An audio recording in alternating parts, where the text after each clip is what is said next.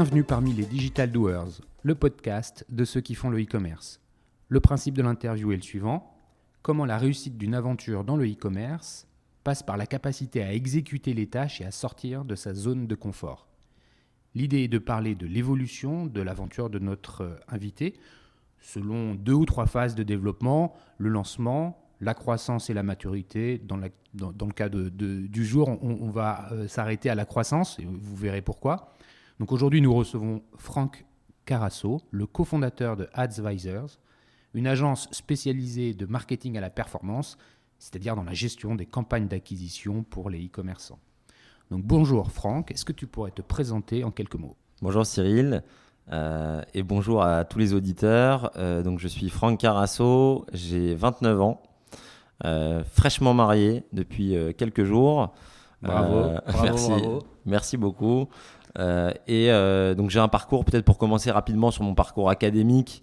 Moi je suis diplômé de l'université Paris-Dauphine et de l'école nationale des ponts et chaussées. Donc moi j'ai un parcours plutôt ingé, matheux. J'ai ensuite, à la fin de mes études, effectué un stage de fin d'études en finance dans un fonds d'investissement qui s'appelle 21st Capital, où je m'occupais du risk management du fonds. Et en fait, pour la petite histoire, je me destinais à une carrière de trader, de vendeur en produits financiers. Et en fait, j'ai fait une rencontre à 18 ans. Donc, pendant que j'étais à Dauphine, je suis parti une année en vacances à Cancun. Et en fait, je suis parti avec une bande de copains. Et sur place, on a rencontré une autre bande de copains, donc des copains de copains. Et on a formé qu'une bande pendant toutes les vacances. Et dans cette bande-là, il y avait quelqu'un qui s'appelle Jérémy Bendayan, qui est devenu maintenant mon ami intime et mon associé. Et en fait, on s'est suivis de 18 à 23 ans. On a été assez copains. À 23 ans, donc moi je suis en stage de fin d'études, on est au mois de juillet, le patron du fonds me propose un CDI à la fin du stage. Moi je lui réponds que je pars au mois d'août en vacances et que je lui réponds et que je lui donnerai Tu verras à la rentrée. Je lui donne ma réponse à la rentrée, mais en étant persuadé que j'allais dire oui. Donc voilà, je voulais le faire mariner un petit peu. Et entre temps, donc je pars. C'est une histoire de vacances, ma vie, je crois, mais donc je repars en vacances. Il y a Jérémy qui est là aussi. Et pendant ces vacances-là, il m'explique ce qu'il fait. Et donc lui, en fait, il travaillait dans une agence à l'époque qui s'appelait JV Web, qui existe d'ailleurs toujours, qui est une belle agence, qui est une belle agence d'acquisition de trafic, donc d'achat média. Jonathan. Ouais, Jonathan Vidor, exactement. Voilà, je salue au passage. Voilà. Et donc, qui est une agence donc d'achat média sur Google, Facebook, LinkedIn, YouTube. Et qui est plutôt basée dans le sud de la France. Et qui est à Montpellier, exactement. Et donc Jérémy bossait à Montpellier. Et il m'explique ce qu'il fait. Donc moi, Google, pour moi, c'était juste un moteur de recherche. Je ne savais pas qu'il y avait une régie publicitaire. Je ne savais pas qu'on pouvait vendre des solutions publicitaires sur Google. On est en quelle année là ? Là, on est en août 2013.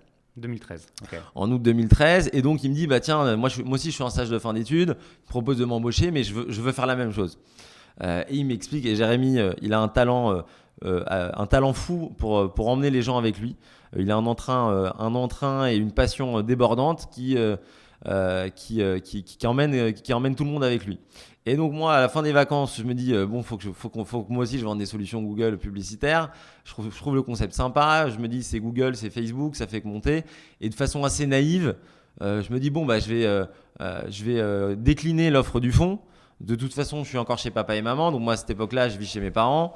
Donc toi, tu es parisien. Moi, je suis parisien. J'habite dans le 16e. J'ai fait mes études au lycée La Fontaine et à Janson-de-Sailly.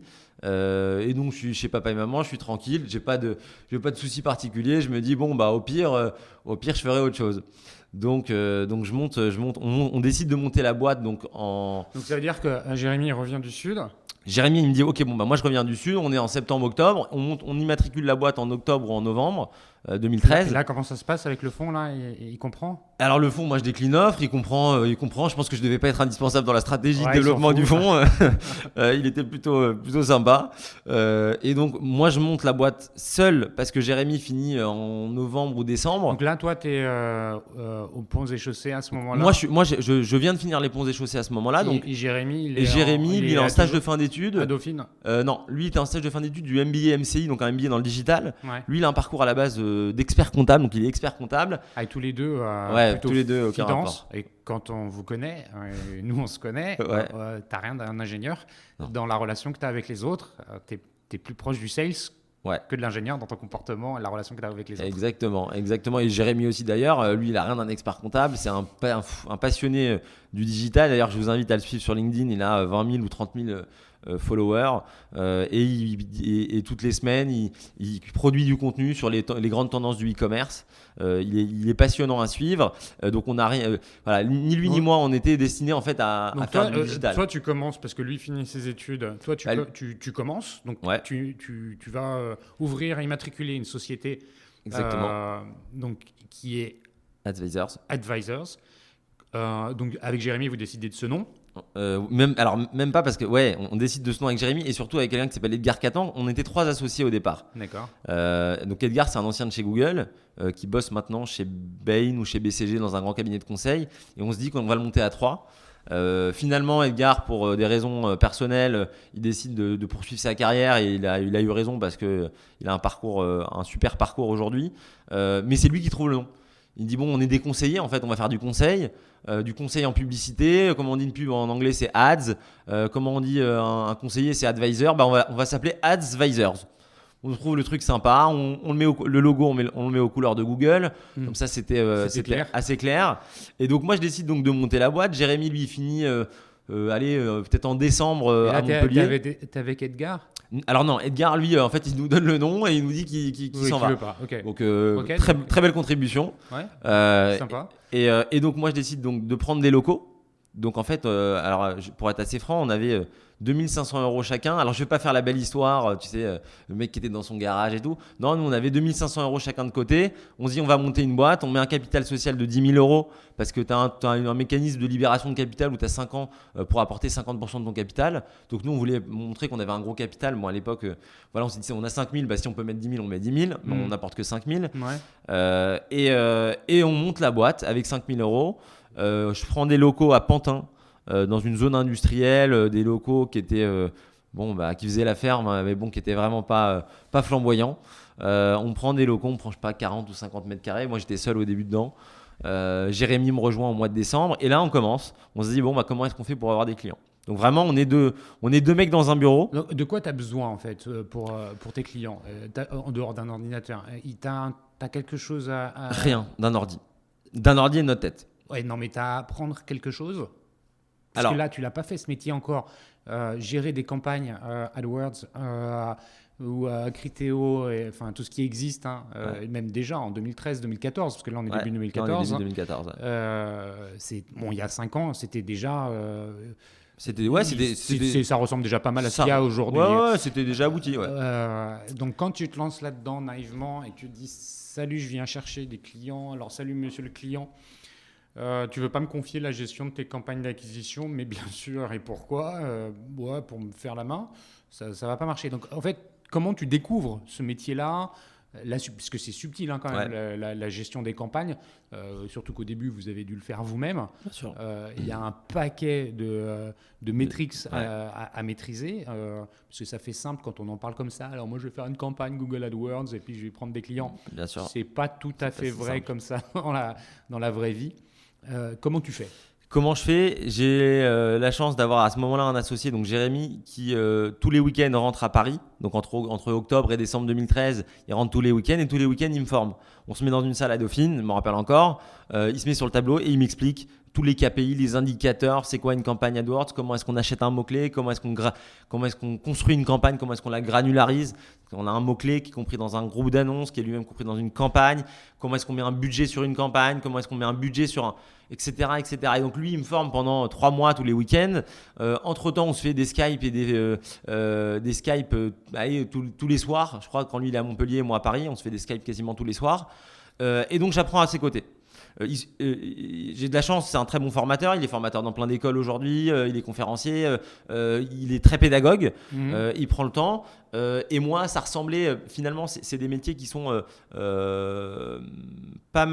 c'est pas des métiers de matheux, mais c'est des métiers où on a beaucoup de chiffres. Beaucoup. Et c'est de l'analyse statistique. Et donc, du coup, j'étais. C'est avec les concepts. Ouais, voilà. Et puis, moi, j'ai aussi. J'ai pris directement la partie commerciale et lui la partie technique. Mais c'est vrai que dans nos métiers, il faut être un technico-commercial. Il faut quand même savoir ce qu'on vend. Et on est souvent face à un traffic manager. C'est ça, qui lui comprend bien le métier. Donc, pour lui vendre une presta, faut s'y connaître. Donc, moi, je me forme sur le tas. Je commence à créer des campagnes aussi avec Jérémy. Donc, on a un premier client qui nous fait confiance, qui a un magasin de mode à Montpellier, donc il va le démarcher, Jérémy. Donc ça y est, vous êtes lancé. Ouais. On est début 2014. Ouais. Jérémy est revenu à Paris. Vous êtes dans vos locaux, dans votre petit bureau à Pantin. Exactement. Et là, vous avez un téléphone, un ordinateur, et maintenant, il va falloir y aller chercher des clients. Exactement. Jérémy utilise probablement un petit peu de son réseau qui s'est fait dans le sud pour amorcer la pompe. Là, vous avez ce premier client du sud. Ouais. Derrière, vous y allez comment? Au culot, vous avez une stratégie. Comment vous faites? Parce que tu as ce premier client, c'est bien pour te faire la main, les premières campagnes. Mais derrière, il faut de l'attraction. Ouais, c'est exactement ça. C'est-à-dire que nous, on a un loyer de 1 000 €. On se dit déjà un truc tout bête, comment je paye le loyer? Donc on a un premier client, on signe un premier client, donc magasin de mode, ça s'appelait Majestic, qui devait nous rapporter 400 ou 500 € par mois. Donc tout de suite on comprend qu'il faut le faire par abonnement. On comprend que nos prestations, donc nous on vend du conseil, de l'accompagnement dans la gestion des campagnes d'acquisition de trafic des e-commerçants. Donc en fait on achète pour eux du média sur Google, sur Facebook, sur YouTube. Donc là ça veut dire que tu as accès au compte Google du Google client, AdWords, exactement. Que lui, il met sa carte bleue et tu vas aller dépenser son argent, c'est souvent capé, tout à fait. sur une période, en animant ça par des campagnes avec des objectifs de conversion derrière en vente. Donc ça, c'est le concept de base. C'est le concept de base. C'est-à-dire que nous, le client, il nous confie un budget mensuel, il nous donne un retour sur un ROI, un retour sur investissement à respecter. Donc c'est-à-dire, pour 1 € dépensé, je veux 5 € de chiffre d'affaires. Débrouille-toi pour me faire du trafic sous la contrainte de respecter mon budget et le ROI que je te fixe. C'est un petit peu ça. Donc ça c'est important. Avant que tu me détailles ça, tu as évoqué justement le business model que vous avez développé chez Advisor. Ce business model, ça m'intéresse que tu le développes un petit peu, puisque souvent, dans ce genre de prestations, on observe qu'on a un coût qui est un pourcentage des sommes dépensées. Ouais. Est-ce que c'est le modèle que vous avez suivi? C'est le modèle qu'on a suivi. Nous, on a suivi un modèle assez classique. On s'est dit, on va faire comme ceux qui marchent. Donc, on avait 2-3 agences modèles. Il y avait Keyad qui avait été racheté par GroupM. Il y avait Performix qui avait été racheté par Publicis. Et il y avait, c'était les 2 gros modèles des agences qui marchaient très bien. Et on s'est dit bêtement, on va faire comme eux. On voit que ça marche, on suit la tendance, on fait comme eux. Donc eux, ils vendaient au pourcentage du budget dépensé, c'est-à-dire qu'un client qui nous confiait, 5 000 € mensuellement, tous les mois, on prenait X% de son budget dépensé. Et on avait un minimum de facturation. Donc c'est-à-dire que nous, tout de suite, en fait, on s'est dit, on va se mettre sur une cible client de gros clients, de moyens gros clients. Pourquoi? Parce qu'on s'est dit, tout simplement, c'est les petits clients, ils vont nous confier. En fait, on avait commencé avec les premiers mois, on a eu 2-3 clients, qui nous rapportaient 500 € par mois, mais on voyait qu'en fait, ils nous confiaient quasiment les clés de leur carrosse. Ils nous donnaient quasiment tout leur budget et donc du coup ils nous rapportaient peu, mais en termes de temps passé avec le client c'était énorme. Le temps très énergivore, très chronophage. Est quasi le même que celui que tu passes avec les grands pour une même problématique. Exactement. Mais les budgets sont supérieurs. Exactement. Et en fait on se rendait compte qu'un gros me prenait 3 fois moins de temps et me rapportait 2 fois plus. Donc c'était en gros 6 fois plus rentable de travailler avec des gros. Et ça on s'en est rendu compte très rapidement, au bout de 1 mois ou 2. Et donc du coup, on a axé notre stratégie, nous, sur une tarification assez élevée. En fait, on a mis une barrière à l'entrée. C'est-à-dire qu'au minimum, pour travailler avec Advisors, alors qu'on était deux dans 40 mètres carrés dans une zone industrielle, c'était minimum 12 000 euros par an. Donc c'était 1 000 euros par mois minimum d'honoraires avec un pourcentage du budget dépensé. Donc tout de suite, on s'est adressé à une cible de clients qui dépensaient au minimum 150 000 euros par an sur Google. Parce qu'au début, on commence que sur Google. Et après, vient Facebook. Et donc nous, on se dit, on met cette barrière à l'entrée là, ce qui nous a pénalisé sur les premiers mois, parce que c'était très très difficile d'aller signer des clients quand tu n'as pas de légitimité. Quand tu as 23 ans, les deux, on avait 23 ans. Et en fait, on a eu de la chance. On a eu un coup du destin. Le coup du destin, c'est qu'on rencontre à ce moment-là un mec qui s'appelle Jonathan Teboul. Jonathan Teboul qui est caméraman, vidéaste, et qui nous dit, bonjour, bonjour, on se connaît. Il travaille entre autres avec Hervé Bloch. Exactement. Il travaille avec Hervé Bloch. Pour les Big Boss. Exactement, pour les Big Boss. Et donc, par une rencontre de Jérémy, par un copain de Jérémy de Montpellier, que Jérémy hébergeait. Alors, l'agent, c'est un exemple, mon associé, c'est un exemple de gentillesse. Et l'histoire que je vais vous raconter, c'est assez inspirant. C'est de se dire comment est-ce que la gentillesse, des fois, paye. Comment est-ce que, des fois, quand on fait des choses sans intention, avec une bonne intention, on peut avoir un retour. En fait, Jérémy, il a hébergé chez lui un copain de Montpellier qui s'était fait sur Montpellier, qui venait vivre à Paris. Il l'a hébergé 4-5 mois chez lui, sans rien attendre en retour. Et ce copain-là se fait un pote qui s'appelle Jonathan Teboul quand il arrive sur Paris. Il le présente à Jérémy et Jonathan Teboul nous dit tiens, moi je suis vidéaste et je filme un événement qui s'appelle les Big Boss. Ça vient de sortir. En gros, c'est un événement où on part en vacances 2 fois par an. Il y a des prestataires qui invitent des annonceurs pendant 3 jours au soleil et 3 jours au ski. Et après, ils essayent de faire du business ensemble. Mais bon, laissez tomber les gars, vous êtes deux, c'est, je sais pas, 10, 15 000 euros une édition. On n'avait pas d'argent. Je vous en parle, mais quand vous êtes gros, vous pourrez venir si vous voulez. Voilà, ils nous en parlent de façon très bienveillante. Bon. Nous on se dit ok, c'est ça qu'il faut qu'on fasse, parce qu'à ce moment-là on a 2-3 clients, ça paye notre loyer, mais on met 4-5, ça fait 4-5 mois qu'on a lancé la boîte, on perd pas d'argent, on n'en gagne pas beaucoup, voilà. Là vous payez pas? Ah non, on se paye pas du tout. Non. On s'est pas payé pendant longtemps. D'accord. La boîte est rentable depuis le 2e mois, mais on a décidé de pas se payer parce qu'on avait chacun d'ailleurs le luxe de pouvoir ne pas se payer, d'être chacun chez ses parents, et donc du coup on s'est pas payé pendant un petit moment et on investissait tout sur des événements ou sur des donc embauches. Là 4 mois après, globalement tu as cette opportunité de faire les Big Boss. Exactement. C'est d'ailleurs peut-être là qu'on s'est rencontrés. Ouais. Et là vous vous dites c'est bingo, c'est comme ça que je vais pouvoir trouver la cible que je vise, c'est-à-dire des e-commerçants. Au Big Boss, le plus petit fait 10 millions d'euros de chiffre d'affaires, donc qui a la capacité financière d'acheter du service plutôt haut de gamme, parce que c'est là-dessus que vous vous positionnez, en mettant une barrière à l'entrée avec un minimum fee de 1 000 euros par mois. C'est parce que vous êtes plutôt dans le segment premium et donc vous identifiez grâce au jeu des rencontres cet événement, les Big Boss, comme étant celui auquel il faut participer, donc plutôt les Big Boss de l'été. C'est exactement, on a fait Fuerteventura, c'était l'été. Ouais. Voilà, parce que les Big Boss, le concept, là, on est en mai, c'est qu'il y a une session en été, printemps-été, et une session en hiver, donc au bord de la mer l'été et à la montagne l'hiver. Donc là, on est en mai 2014. Tu es en mai 2014, tu te dis en juin, ils partent tous. Comment je fais pour faire partie du voyage? Exactement, c'est exactement ça. Et nous, on appelle Hervé Bloch. On lui dit Hervé, nous, on veut participer. Il nous dit ok, c'est tant. On lui dit on regarde notre compte en banque, on n'a pas assez. On lui dit on peut pas faire moins. Il dit non, je vous appelle si j'ai un désistement. Ok, on est au mois de mai, on doit avoir 5-6 000 euros sur le compte en banque, on n'a pas les moyens de se payer encore les Big Boss. Coup du sort, en fait, JV Web, l'histoire est marrante, mais c'est JV Web, donc l'ancienne agence de Jérémy, qui se désiste au dernier moment, donc 2 jours avant ou 3 jours avant les Big Boss, donc on est au mois de juin, et on reçoit un coup de fil d'Hervé Bloch qui dit écoutez les gars, combien vous pouvez mettre? Je dis 2 3 000, 4 000 euros, je ne sais plus ce qu'on lui a dit. Ok, c'est bon, let's go, venez, par contre vous venez seul. Donc en fait c'est Jérémy qui est parti. Moi ça m'arrangeait parce que c'était le jour de la remise des diplômes des ponts et chaussées. Donc de toute façon il fallait que j'y aille. J'avais ma grand-mère qui avait prévu le truc depuis un an, voilà, qui avait commandé la coiffeuse et la maquilleuse. Donc j'étais coincé, je devais aller à ma remise des diplômes. Et donc Jérémy part seul. Hein, il a 23 ans lui aussi à cette époque-là. Il part seul. Donc là on est juin. Voilà, on est en juin. Et lui qui a priori avait pas le rôle du sales se transforme en sales.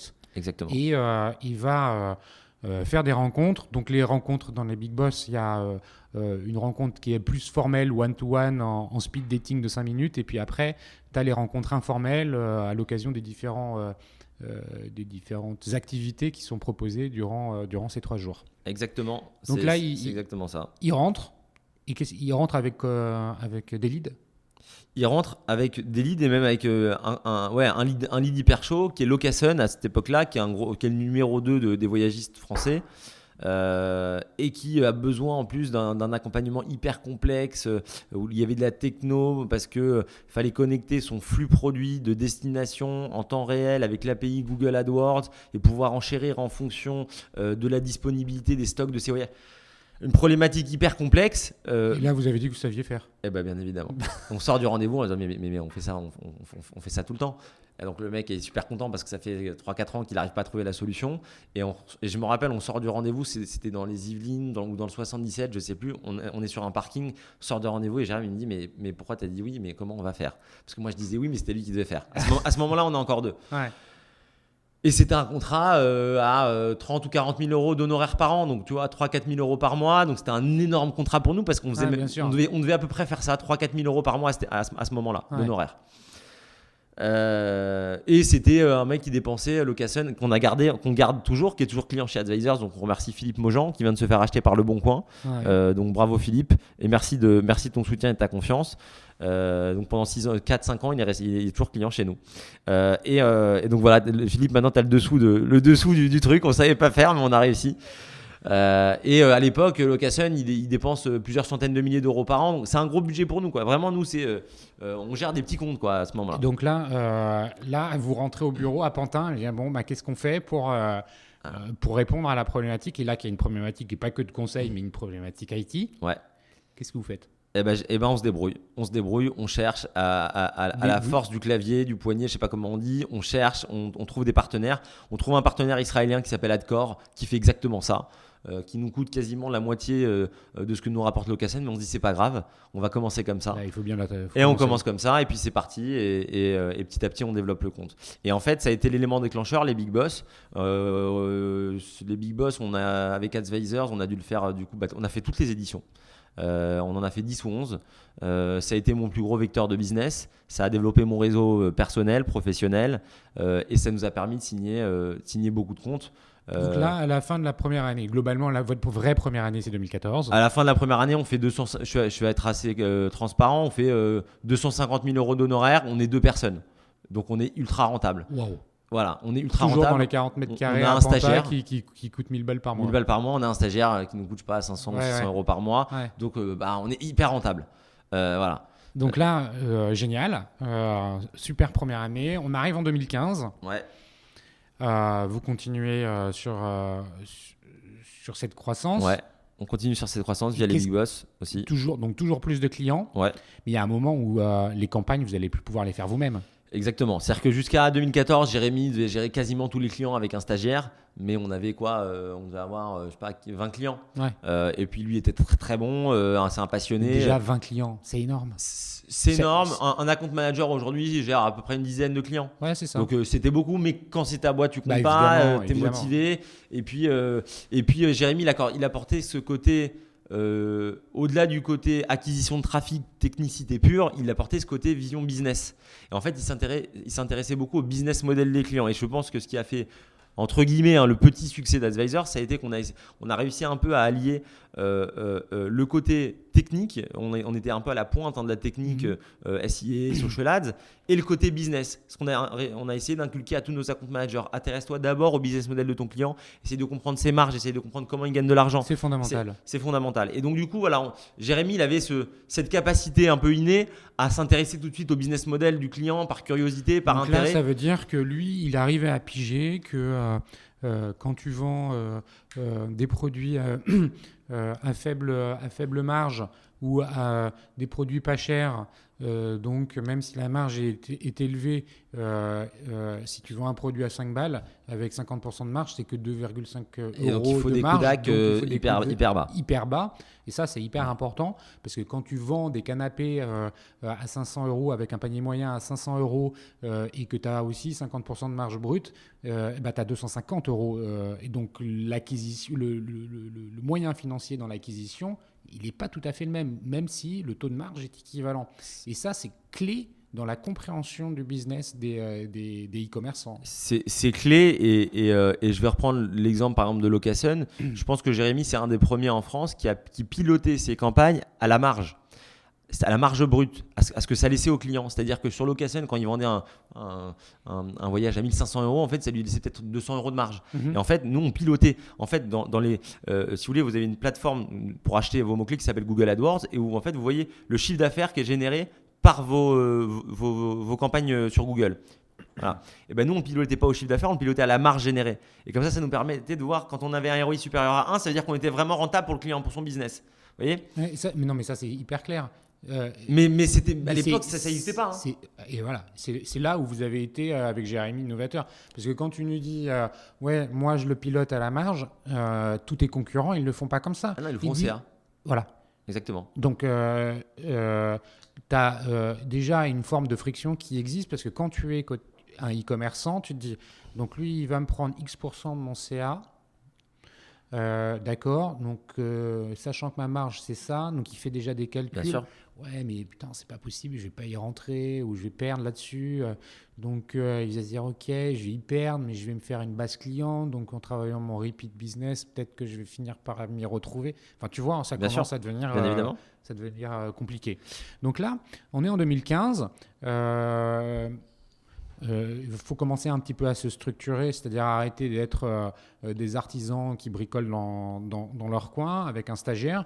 Vous avez de nouveaux clients, vous avez besoin de main-d'œuvre pour pouvoir gérer les campagnes. C'est exactement ça. Donc de main-d'œuvre qualifiée. Tu fais des recrutements, comment ça se passe ? En fait, nous, on a à ce moment-là, on a notre stagiaire de fin d'études de 2014 qu'on embauche en CDI. On a 2 nouveaux stagiaires de fin d'études. Et là, on est début 2015, donc on est une équipe de 5 personnes. Donc on passe de 3 personnes à 5 personnes, dont un qui est en CDI. Jérémy lui délègue du coup la gestion d'une partie des clients. Et il a le temps de former 2 stagiaires de fin d'études. Donc nous, en fait, on a toujours pris des stagiaires de fin d'études. Et je crois qu'on a dû embaucher 95% des stagiaires de fin d'études qu'on a pris. C'était un peu notre recette chez Advisors. On les formait un peu à la sauce Advisors. Et ça nous permettait d'avoir des collaborateurs qui connaissaient bien notre façon de penser et notre façon de voir le business. Ouais, c'est un investissement et je pense que c'est intelligent de le faire comme ça. Et alors, donc là, tu me disais au début, on était sur AdWords. Ouais. Petit à petit, vous allez vous ouvrir aux autres canaux d'acquisition. Exactement. Donc c'est en 2015 que ça se fait. Là, ouais, ça c'est mi-2015 en fait. Donc on vend que du Google AdWords jusqu'en mi-2015. Et à un moment, on se rend compte que donc là, on commence à s'intéresser quand même aux gros clients. Et on se rend compte que les gros clients, quand ils voulaient nous donner leur budget AdWords, ils nous disaient ok, mais par contre, vous reprenez aussi le budget Facebook parce que c'est géré par la même agence. On ne connaît rien à Facebook à ce moment-là. Donc pareil, on se forme. Donc Jérémy va à des conférences, on contacte Facebook, on essaie de se former, on devient Facebook partner, etc. Et puis c'est Jérémy qui, quand il se forme, le lendemain explique aux employés ou aux stagiaires de fin d'études comment ça marche une campagne Facebook, c'est quoi les KPI, comment est-ce qu'on fait, c'est quoi la plateforme, etc. Et donc là, on ouvre en fait la gestion, le pôle social ads, donc gestion de campagne Facebook ads. Instagram n'existe pas à l'époque, ou en tout cas il n'y a pas de solution publicitaire. Donc c'est vraiment du Facebook. Et donc on commence à vendre également des campagnes Facebook, mais c'est plus subi. C'est-à-dire que nous on vend le pack AdWords et derrière on reprend le compte Facebook parce qu'en fait on nous le demande. Et les budgets, pour que vous ayez un ordre d'idée, les budgets Facebook à cette époque-là, c'est 10 fois moins gros que les budgets AdWords. Donc ça représente à peine 10% de notre CA, mais on sent que c'est un élément différenciant et on sent que c'est ce qui nous fera signer des gros clients. Donc ça, c'est un élément de traction nouveau pour la génération de business. Ouais. J'imagine que vous utilisez les premiers clients que vous aviez déjà pour essayer de prendre les nouveaux comptes Facebook. Ça vous permet aussi de gagner des nouveaux clients ? ça nous permet en fait de gagner des nouveaux clients parce que à l'époque on refusait parce qu'on savait vraiment pas gérer hein, au tout début. On se concentrait déjà sur le business AdWords, on refusait le business Facebook. Donc on avait certains clients qui nous suivaient, qui nous disaient ok, je vous donne mon AdWords et mon Facebook, c'est un petit budget, je le gérerai moi ou je verrai. Mais là, quand on a commencé à s'attaquer à des gros clients, c'était un peu la condition sine qua non. Donc ça nous a ouvert un nouveau portefeuille de clients à partir du moment où on a ouvert le pôle Social Ads. Et donc, du coup, à ce moment-là, le pôle Social Ads, c'est Facebook dans un premier temps uniquement. C'est Facebook, ouais. C'est Facebook. Et c'est ce que je te dis, c'est 10% du but. En termes de CA, ça ne représente pas grand-chose. C'est 7-8% de notre CA. C'est vraiment pas grand-chose. Mais ça, c'est sur la première année où vous ouvrez ça. Ouais, c'est sur la première année. Et en fait, on verra d'année en année que ça s'équilibre quasiment, quoi. Ouais, d'accord.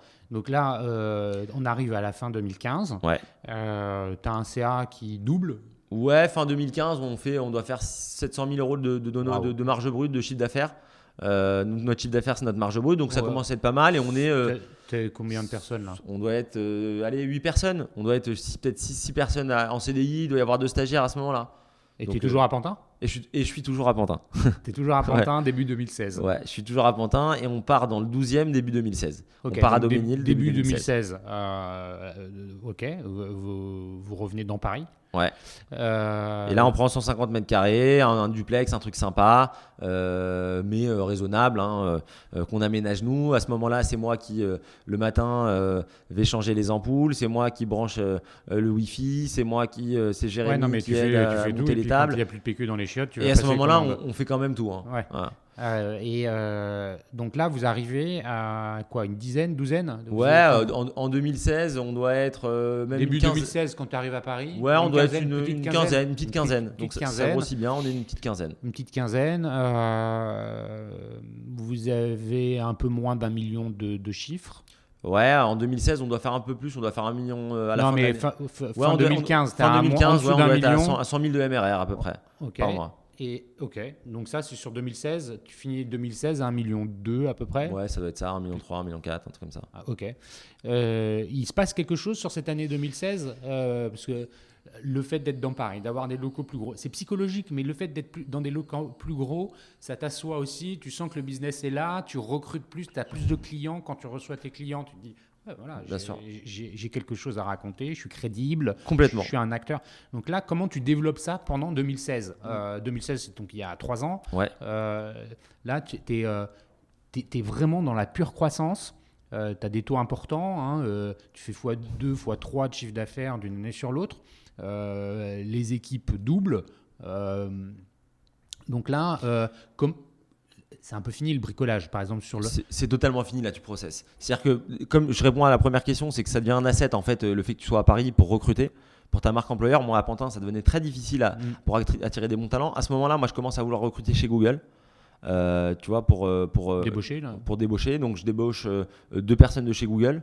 Ça me sert d'être à Paris. Je les fais revenir de Dublin. Et à ce moment-là, ça commence à prendre une autre ampleur. On commence à processer. Je commence à mettre un directeur technique en place avec Jérémy. Donc c'était Jérémy le directeur technique. On commence à mettre un directeur technique. Moi, je commence à recruter une commerciale.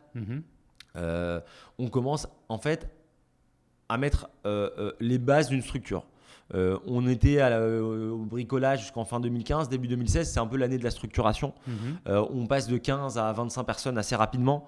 Où le chiffre d'affaires, pareil, en 2016, entre 2016 et 2017, il fait x2, x2,5.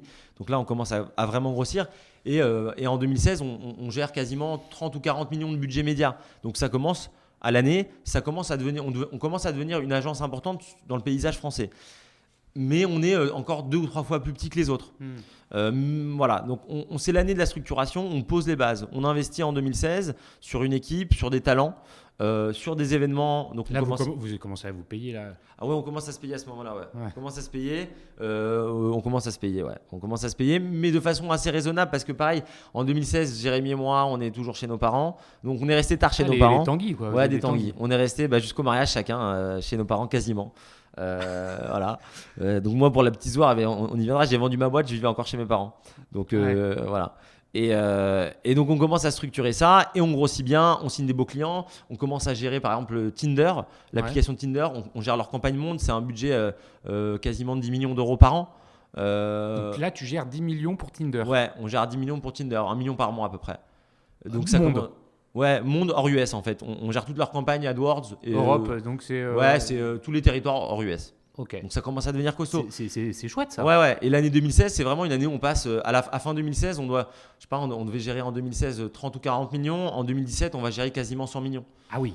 Donc on commence à avoir des très grosses signatures sur fin 2016, début 2017, et on voit en fait que c'est au moment où on a commencé à structurer, qu'on a commencé à rassurer les clients, on a commencé à faire venir des clients chez nous, et voilà, ça a donné toute son ampleur. Et puis aussi la relation avec les régies, on est devenu une des grosses agences chez Google, une des grosses agences chez Facebook, et donc du coup on a tissé des liens assez forts avec ces deux régies-là. D'accord, donc là, je reviens 2 secondes sur les canaux d'acquisition. On est 2016-2017. Ouais.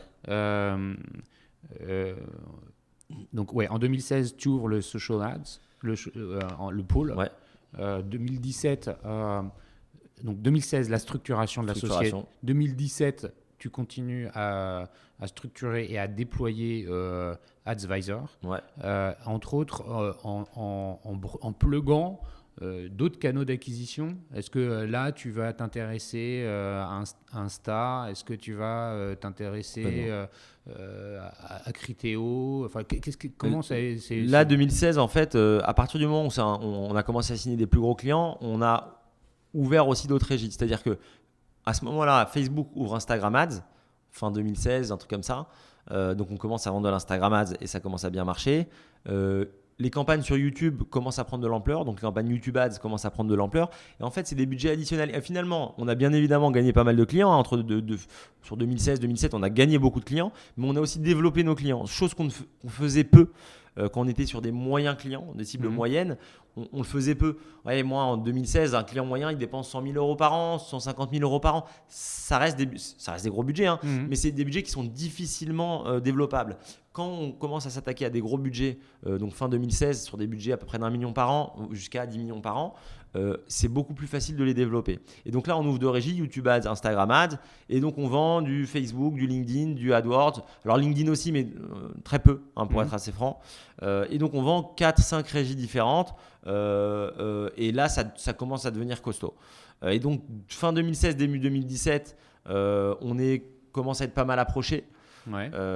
Jérémy et moi, on a toujours été hyper ouverts à la revente, pour être assez franc. Je sais qu'en France, ça fait, c'est pas très bien de le dire, mais nous, on a toujours été hyper ouverts à vendre notre boîte parce qu'on est parti du principe qu'on crée un actif. Dedans, il y a forcément de l'affect. Là, tu as développé ta boîte avec Jérémy. Vous avez chacun 50-50. Ouais, on a 50% de notre capital. En fait, elle est détenue par une holding qui s'appelle Fragère pour Franck et Jérémy. Mais vous étiez vraiment. On a 50% du capital, on ne lève pas de fonds, on n'a pas besoin de lever de fonds parce qu'on fait 50% d'EBITDA chaque année. La boîte, elle crache du cash. On se dit, bon, quel intérêt de lever des sous? Bien sûr. On a été approché, même par des gros groupes. À l'époque, on est même approché par Full Six pour nous racheter. Bon, vous rentrez au capital. Donc nous, on ne voulait pas. On s'est dit, soit on vend, soit on vend 100%, soit on garde, quoi. Donc fin 2016, début 2017, moi, je suis approché par plusieurs boîtes. Je suis approché par des banques d'affaires. Donc on est approché par Rothschild, par Lazard, par plusieurs banques d'affaires et par une banque qui s'appelle ICAP Partner, qui est la banque d'affaires qui monte dans le digital et qui me dit tiens Franck, là je pense que ça commence à être pas mal. Sur 2017, on doit faire 3 millions, 3 millions 5, on crache 50% d'EBITDA, ça devient une boîte qui est très rentable et qui en fin 2017, on doit être 35 personnes, quasiment, peut-être 40. Donc ça commence à être une belle structure qui peut intéresser des publicistes, qui peut intéresser des Havas, qui peut intéresser des groupes médias. Donc il vient nous voir, il nous dit tiens, moi j'ai déjà vendu des agences. Le mec s'appelle Numa Bouragé, c'est quelqu'un de génial, hein. J'en profite pour le remercier parce qu'il a quand même changé le cours de notre vie. Il me dit tiens, je pense que tu t'en rends pas compte, mais là vous avez un actif avec Advisors qui est liquide, qui vaut de l'argent. Et si vous êtes ouvert, moi je suis parti pour un roadshow. Donc lui, on est ouvert, mais par contre, si on vend 100% de notre capital. Et donc on rencontre je sais pas, une quinzaine ou une vingtaine d'acheteurs potentiels sur toute l'année 2017. Et on signe avec le groupe Quamplify, qui est donc un groupe coté français de 250 personnes à peu près. C'est un groupe c'est quoi? C'est une agence marketing de C'est publicité, tradi, c'est du marketing promotionnel à la base. Donc en fait, ce qu'ils font initialement, c'est que c'était leader européen là-dessus, c'est sur le marketing d'activation. Donc en fait, c'est quand vous allez chez Darty, chez Boulanger ou à la Fnac, quand vous achetez votre télé Sony par exemple, vous avez un petit coupon que vous pouvez découper, un petit coupon de remboursement, je sais pas, d'une offre de 100 euros, que vous envoyez à un centre de traitement. c'était eux ça. Quantify, c'est eux. C'est ex-Custom Solutions, c'était le leader européen là-dessus. Cédric Rény, qui est le président, qui est quelqu'un d'extraordinaire, qui est d'une bienveillance folle, qui est un entrepreneur génial et très humain, avec qui on a tout de suite fité. Lui, il s'est dit, il a rapidement vu qu'en 2013-2014, le vent tournait sur ses métiers traditionnels. Il a commencé à axer son groupe sur le digital et il a commencé à racheter des boîtes. Et donc nous, on est la dernière boîte qu'il a rachetée, Advisors. Donc il rachète la boîte en septembre 2017. Entre-temps, donc nous, on fait un roadshow. On compte une quinzaine de boîtes différentes, certains gros groupes publicitaires. On shortlist trois grosses boîtes et au final, on part avec la plus petite des trois. Ça, c'est le fit humain en fait qui vous a. Parce que bon, évidemment, il y a le chèque, hein, mais il y a aussi. Ouais, c'est le fit humain. C'est le fit humain parce que les chèques, on a un chèque même plus gros ailleurs, mais où on est loqué 5 ans. Dans un très gros groupe de 200 000 personnes. Ils nous disent vous reprenez tout le pôle AdWords, on vous rachète, par contre vous restez 5 ans et le chèque est très gros, mais c'est avec un earn-out de 5 ans. Nous, on est des entrepreneurs avec Jérémy, on a envie d'être libre et ça, Cédric le comprend et il nous fait une offre un peu plus basse, mais où on n'est pas loqué dans le temps. Donc là, tu n'as pas de earn-out. J'ai un earn-out qui est très substantiel. Donc j'ai un earn-out important sur les 6 premiers mois et après les 6 premiers mois, il devient substantiel. Donc voilà. Et pour la petite histoire, à la fin, on renonce à l'earn-out. C'est un peu notre deal avec lui. On renonce à la fin de l'earn-out pour partir monter Splasher, dont je vous parlerai dans quelques minutes.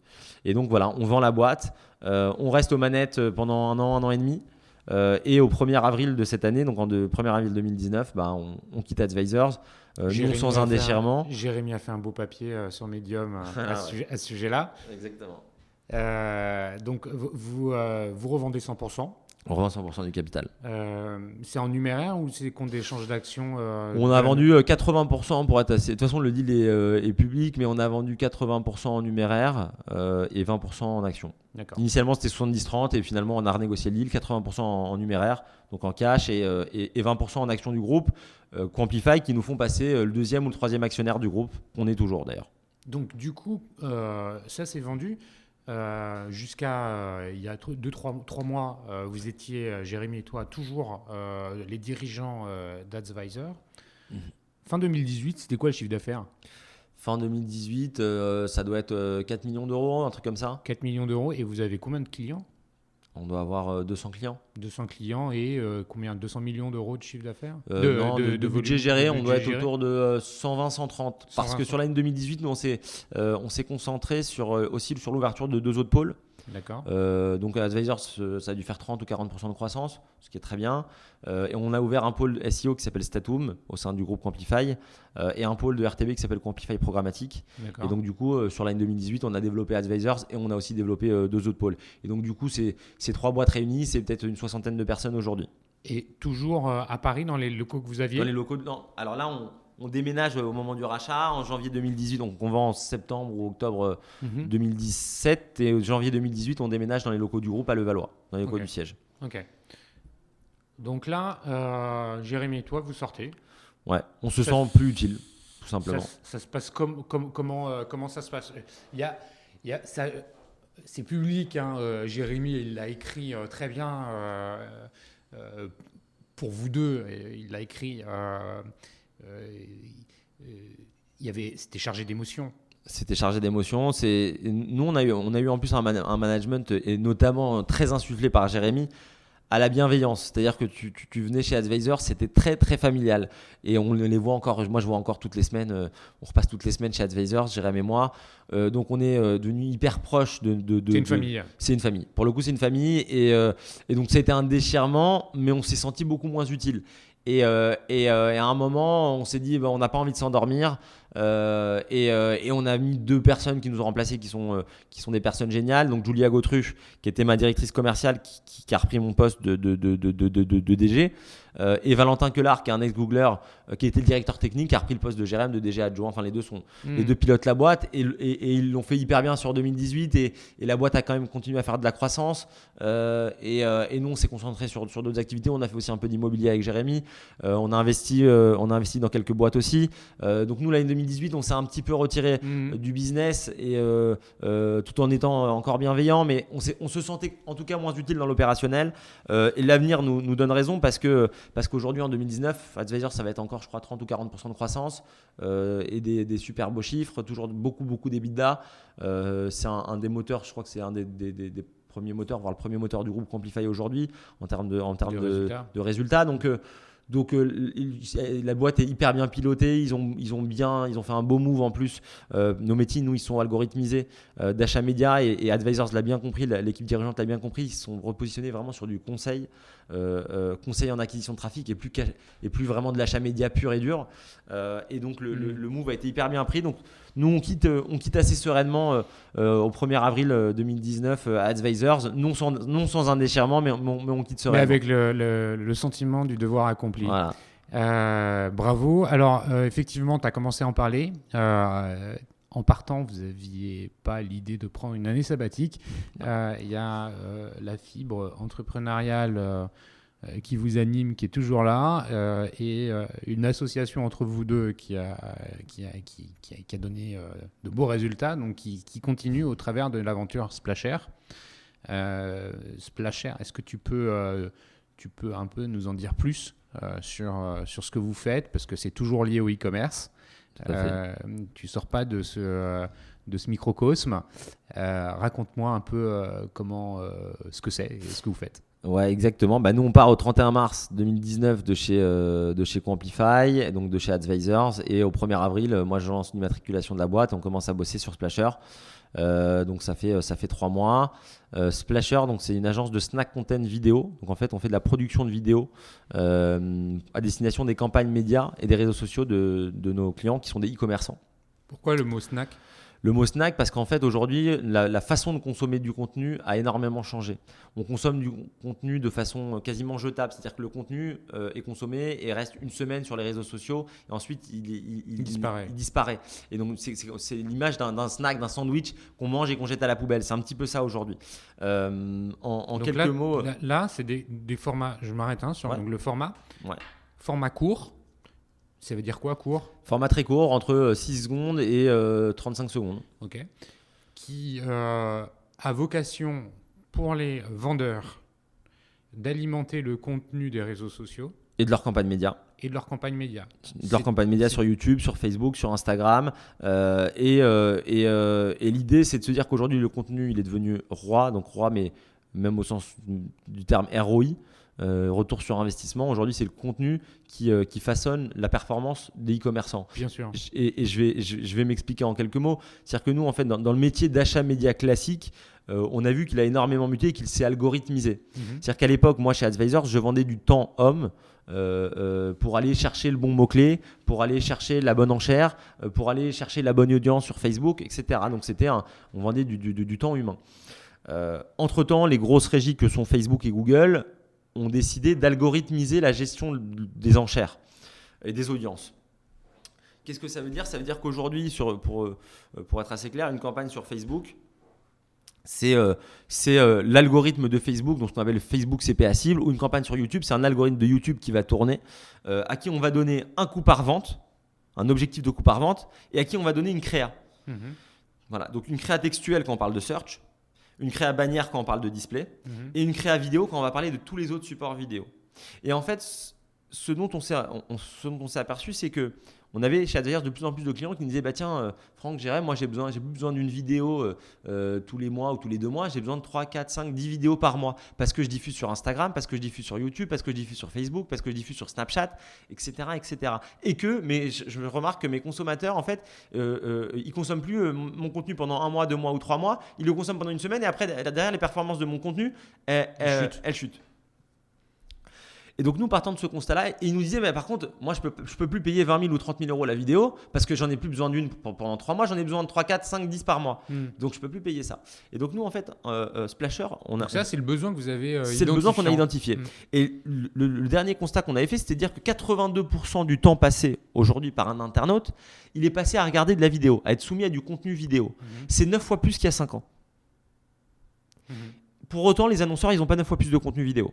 Donc en fait, on s'est dit, il y a un besoin qui est macro, qu'on voit dans les chiffres, dans les stats Facebook, dans les stats YouTube, etc. 9 fois plus de contenu vidéo, 9 fois plus de consommation. Il y a un besoin qui est micro. Nos clients chez Advisors nous demandent 3, 4, 5, 10 vidéos par mois. Trouver un bon prestataire. Et il y a un besoin en termes de prix qu'on n'arrive pas à résoudre. Nous, on a essayé de chercher des prestataires qui pouvaient fournir 4-5 vidéos par mois. C'était tout de suite 30, 40, 50 000 euros par mois, ce qui n'est pas possible pour nos clients. Donc là, vous avez du coup réfléchi à la solution d'industrialiser Exactement. Nous, on a réfléchi à la solution d'industrialiser des process. Et donc, chez Splasher, aujourd'hui, on propose des abonnements de minimum 48 vidéos par an, donc de minimum 4 vidéos par mois. Et où en fait, on accompagne nos clients, on divise à peu près les coûts par 10 par rapport à des agences de vidéos classiques. Donc là où ça coûtait 4 000 euros, ça va là où ça coûte 50 000 euros plutôt, ça coûte 5 000 euros aujourd'hui par mois. Aujourd'hui, pour 4 vidéos chez Splasher, 4 vidéos, c'est 5 000 euros par mois, donc c'est 1 250 euros une vidéo.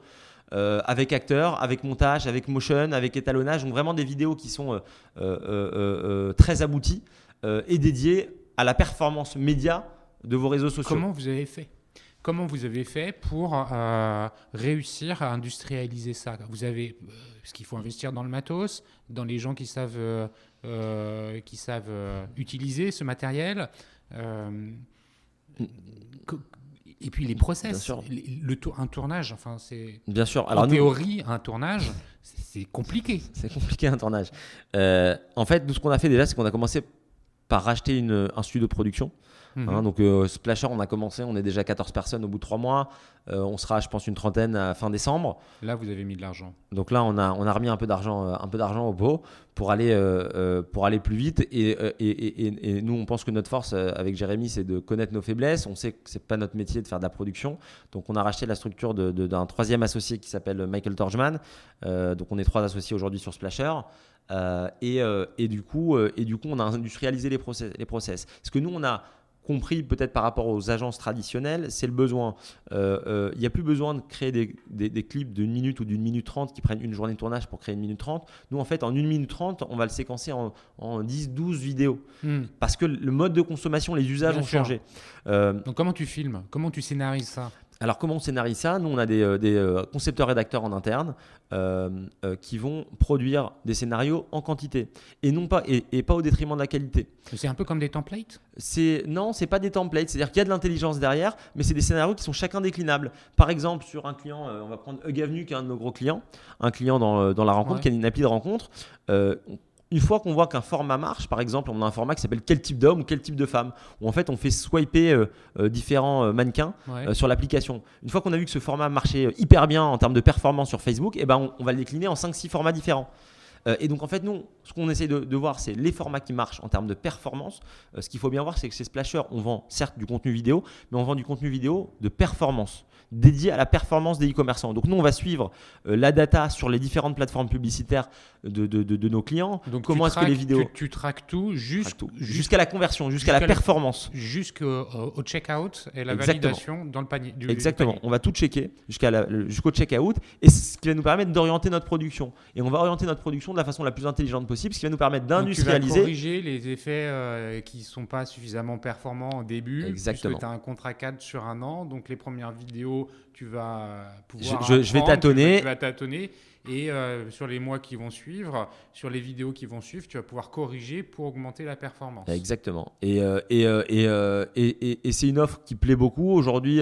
Donc c'est qui tes premiers clients aujourd'hui? Mes premiers clients, c'est Carambar, c'est Promo Vacances, c'est les Cercles de la Forme, c'est Pixmania, c'est Hug Avenue, c'est M6 Boutique. Donc c'est des gros noms qui en... M6, c'est étonnant parce qu'on pourrait croire que derrière il y a la capacité à produire, mais finalement... Pas sur du snack. Pas sur du snack. Voilà, donc ils nous font confiance sur du snack. C'est toi qui l'as inventé le snack? Le terme? Ouais. Non, c'est pas nous. On l'a repris. On l'a repris, bien, mais on trouvait qu'il collait bien. Il est bien. Qui collait bien à l'image. Et donc voilà, en 3 mois, on a déjà c'est à peu près 25 clients.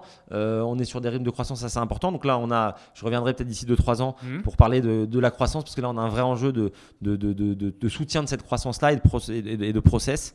Donc voilà, on est en plein dedans. Eh ben, écoute, bravo. Merci beaucoup pour ce témoignage, Franck. Merci à toi. Avant qu'on ne se quitte, 2 petites questions. Est-ce que tu as une forme de vision sur les tendances qu'on observe dans le e-commerce actuellement, que ce soit en termes de comportement d'achat ou d'offres Moi, je vais parler en termes d'acquisition de trafic pour les e-commerçants. Ça paraît légitime. C'est le sujet que je connais. On a vu une mutation extraordinaire du métier d'achat média en quelques mois, avec l'algorithmisation et l'automatisation de ce métier-là. Aujourd'hui, les e-commerçants donnent leur budget à des algorithmes dont la performance dépend bien évidemment de l'offre des e-commerçants. On reste sur du marketing, qui dit bonne offre dit vente derrière, mais qui dépend énormément et de plus en plus du contenu. Et je parle du contenu vidéo parce que je prêche pour ma paroisse, mais également de tout type de contenu, du contenu édito. Aujourd'hui, les gens consomment du contenu. Là, on est sur un contenu audio, on est sur un podcast. La façon de consommer du contenu, les usages de consommation du contenu ont énormément évolué en quelques mois, en quelques années. Et en 2019, 2020, 2021, on est à l'ère du contenu. Et moi, le conseil que je peux donner à tous les e-commerçants, c'est de repenser l'allocation de leur budget média et de switcher le budget contenu dans le budget média, parce qu'aujourd'hui le contenu c'est un des sous-jacents fondamentaux du média, et ce sera le driver de la performance de tous les e-commerçants sur les prochaines années. Et c'est fini les années où on investissait 95% de notre budget en médias et 5% en contenu. Il faut revoir cette allocation là. Moi je préconise du 90-10, donc 90% de votre budget en médias et 10% en contenu. 10% chez Splasher si vous voulez d'ailleurs. On sera ravis de créer du contenu pour vous. Non, mais le contenu, effectivement. Mais le contenu devient roi, et je le disais tout à l'heure, mais même roi ROI. C'est un peu peut-être la punchline que je vais laisser. Le contenu devient roi. Très bien. Très belle punchline. Enfin, Franck, est-ce qu'on peut te suivre sur les réseaux sociaux, LinkedIn, Twitter, je sais pas Ouais, tout à fait. Vous pouvez me suivre sur LinkedIn, Franck Carasso sur LinkedIn. Vous me rajoutez et j'accepterai avec grand plaisir. Très bien. Bah, écoute, merci beaucoup pour Merci ce partage et la qualité de cet échange. Merci à vous tous là qui nous écoutez sur Digital Doers. Si ce podcast vous a plu, n'hésitez pas à le noter 5 étoiles sur iTunes et puis à le partager autour de vous. C'est très, très, très important. C'est grâce à ça que les gens découvrent ce podcast Digital Doers. Merci encore à vous. N'hésitez pas à laisser des commentaires ou à m'envoyer des messages sur le site lesdigitaldoers.com. À très bientôt. Au revoir. Au revoir.